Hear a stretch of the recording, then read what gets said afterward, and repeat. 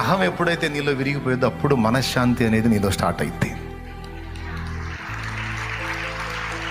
వాడు కట్టాడు 2 చైర్లు, నేను కట్టాలి ఎట్టనన్నా కానీ అనేది పోటీ పడ్డామని డౌట్.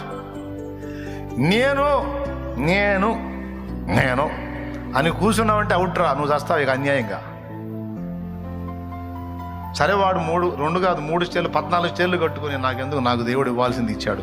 దేవుని చిత్తం అయితే దేవుడు కట్టుకుంటాడు, లేకపోతే దేవుడు ఇవ్వనది కూడా పీకేసుకుంటాడు. ఆయన చిత్తం. నాదేముంది సార్, అంతా నాయందే, నాదేం లేదు, అంతా నా ప్రభుదే. మరి నీదేం లేదంటే మరి నువ్వేమైపోయావు? చచ్చిపోయాను సార్. ఎంతమందికి అర్థమైంది? నేనైతే చనిపోతుంది, ఇక నాది ఏమీ లేదు.